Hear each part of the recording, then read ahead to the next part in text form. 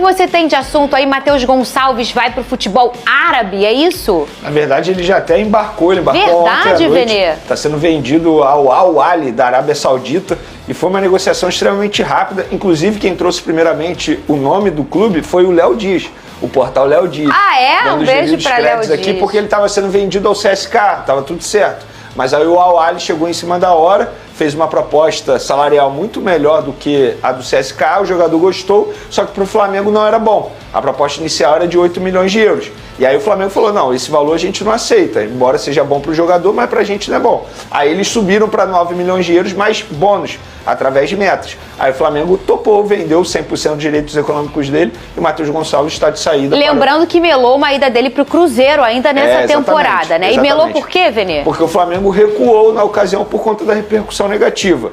Eu sou contra recuar em negociação por conta de repercussão negativa. Mas nesse caso, no fim das contas, o Flamengo agiu certo. Porque você negociar um bom jogador como esse para o Cruzeiro, que vai brigar por título com você na temporada, não faz o menor sentido. E no fim das contas, o Flamengo fez certo, tanto é que agora consegue fazer uma venda muito boa, na minha concepção, 60 milhões de reais por um jogador que não estava performando no elenco principal. Enfim, para mim foi muito bom e o Flamengo vai ganhar à vista, tá? O Flamengo ainda vai receber à vista. Ainda tem esse bom ponto aí, porque é totalmente diferente você receber 9 milhões de euros agora a receber em parcelas durante alguns anos, como o CSK poderia pagar. Lucas Pedrosa, para o jogador, analisamos... Posso falar sobre outro jogador rapidamente? Claro. O Lohan viaja hoje também, emprestado pelo Flamengo ao Pisa da Itália. São dois jogadores que a torcida botava uma expectativa muito alta, mas que não estavam performando. E que recentemente, agora na semana passada, venceram o Mundial Sub-20, né? O Lohan e também o Matheus, os dois batendo pênalti. Um acertou e um não acertou. Ô, Pedrosa, olhando o lado do Matheus, ir pro Al Hilal, Al Hilal, né? Al Hilal? Al Ahly. Ir pro Al Ahly ou pro Cruzeiro, qual seria melhor pro jogador? Pro atleta, com certeza, ir pro Cruzeiro, no sentido futebolístico. Mas assim, ele indo pro Al Ahly, ele resolveu a vida dele. Será, Pedrosa? Resolveu a vida dele, financeira, tá resolvido.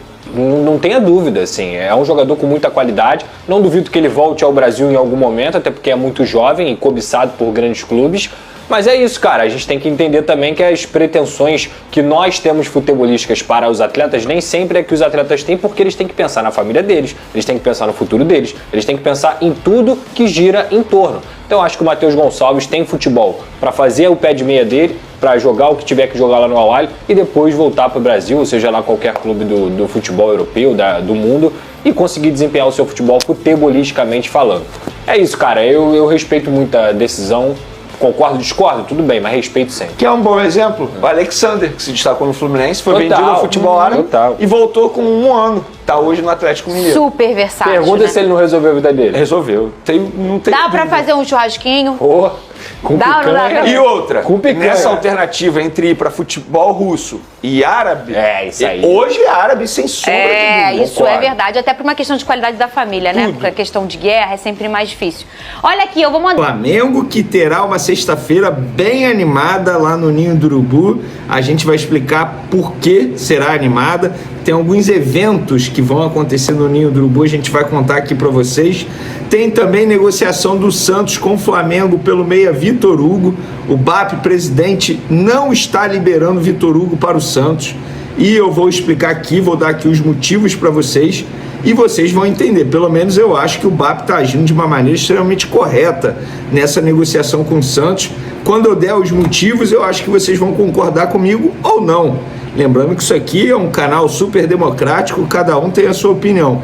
E o Flamengo acertou a saída de goleiro campeão mundial sub-20 pelo Flamengo. Vai para um clube português. A gente vai contar aqui para vocês.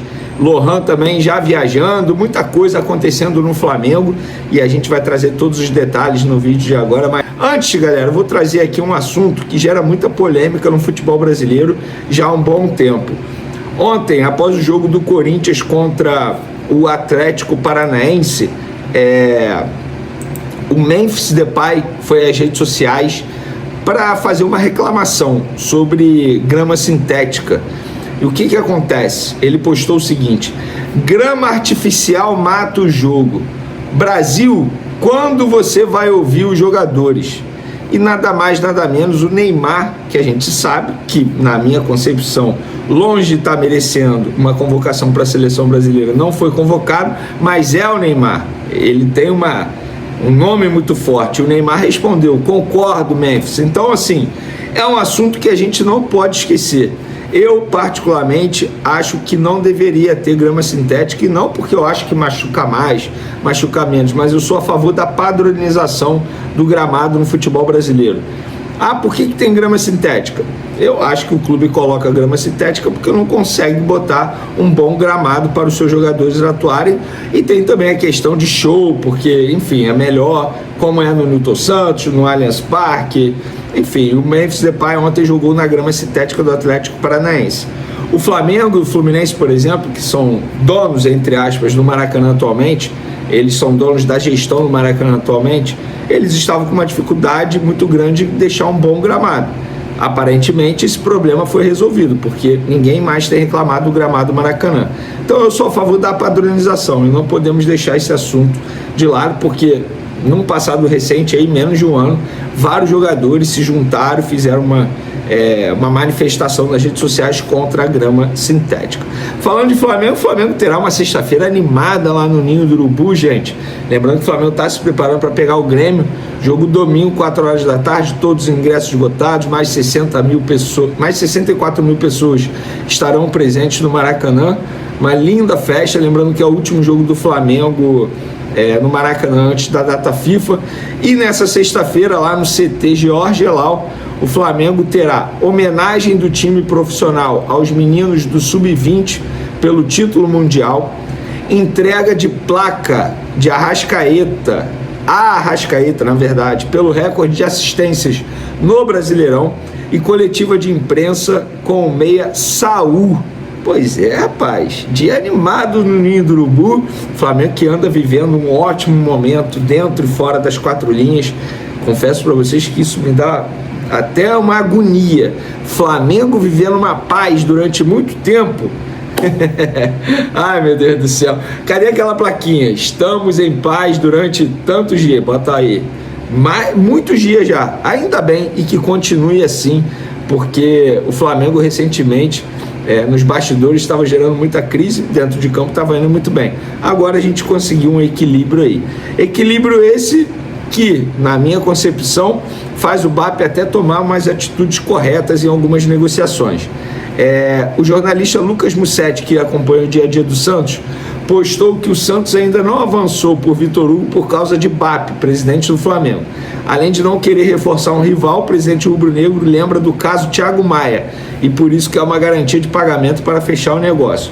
Bom, eu apurei, o que me relataram não tem nada a ver com o caso Thiago Maia, até porque na ocasião o Santos, entre aspas, foi o menor dos culpados, porque envolvia o Internacional naquela negociação que acabou não rolando, porque o Flamengo exigiu garantias bancárias.